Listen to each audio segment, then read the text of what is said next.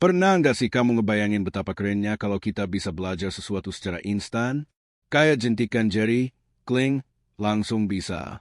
Entah itu salto biar kelihatan keren di depan gebetan waktu sekolah, main gitar, jago ngoding, atau sekadar nguasain gerakan dance viral.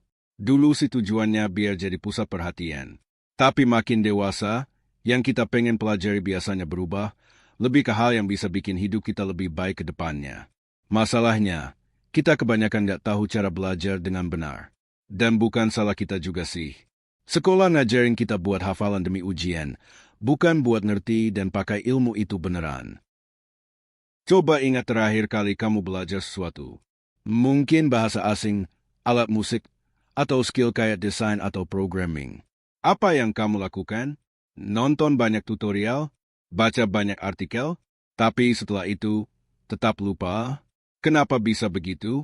Karena kita terlalu fokus sama input, membaca, menonton, mendengarkan, tapi lupa bagian paling penting, output, alias praktek, mencoba, mengajarkan kembali.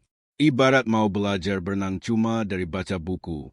Nggak peduli seberapa sering kamu baca, waktu pertama kali nyebur, ya tetap tenggelam. Belajar itu olahraga kontak. Harus kotor-kotoran. Harus nyebur langsung.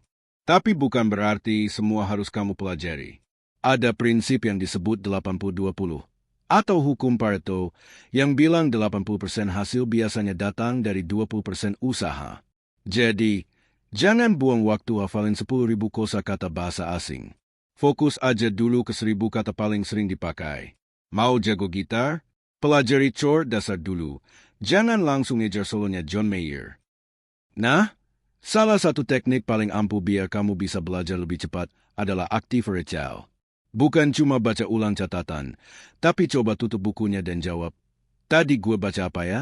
Itu bikin otakmu kerja lebih keras. Dan justru di situ memori kamu jadi lebih kuat. Sama kayak angkat beban, kalau cuma liatin dumbbell, ototmu nggak bakal gede. Harus diangkat, bro. Tapi jangan salah. Jangan kebanyakan juga. Belajar maraton 6 jam non-stop itu malah bikin otak kamu nyerah. Lebih baik belajar 1 jam sehari selama 6 hari.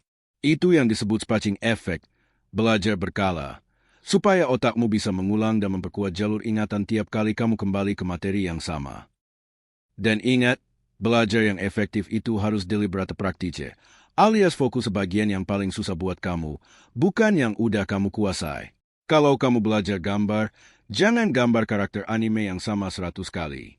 Coba gambar tangan, perspektif, atau bagian yang bikin frustrasi. Emang nggak nyaman, tapi disitulah kamu berkembang. Mau lebih cepat lagi? Coba ajarin orang lain. Kedengerannya aneh, ya? Tapi waktu kamu ngajarin, kamu dipaksa untuk benar-benar ngerti. Bisa juga kamu pura-pura ngajar, rekam dirimu sendiri seolah lagi bikin video YouTube. Percaya deh, otakmu langsung kerja ekstra biar ngerti materinya sebelum kamu buka mulut. Dan jangan lupa, semakin banyak indera yang kamu pakai saat belajar, semakin kuat kamu mengingatnya. Kalau belajar bahasa Spanyol, jangan cuma baca. Dengerin, tonton video, tulis ulang, dan ucapkan keras-keras. Otak suka yang variatif. Biar nggak bosan, bikin proses belajar itu menyenangkan. Pecah jadi target kecil. Kasih reward tiap berhasil. Pakai aplikasi, adu sama temen, cari tantangan. Setiap kamu sukses, otak kasih dopamin. Itu yang bikin kamu semangat terus. Tapi hati-hati juga. Jangan sampai aplikasi belajar malah bikin kamu pindah buka TikTok. Jaga fokus. Matikan notifikasi. Satu hal dalam satu waktu. Multitasking itu mitos. Bro, otak kita cuma bisa fokus ke satu hal dalam satu waktu. Dan jangan lupakan tidur. Otak kamu butuh istirahat buat menyimpan semua yang udah kamu pelajari.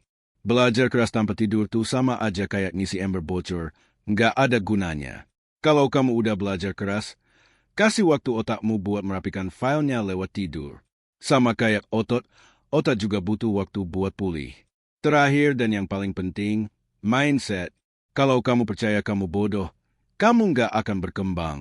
Tapi kalau kamu punya growth mindset, percaya kalau kamu bisa berkembang lewat usaha, hasilnya akan jauh berbeda. Ganti kalimat, gue nggak bisa, jadi gue belum bisa.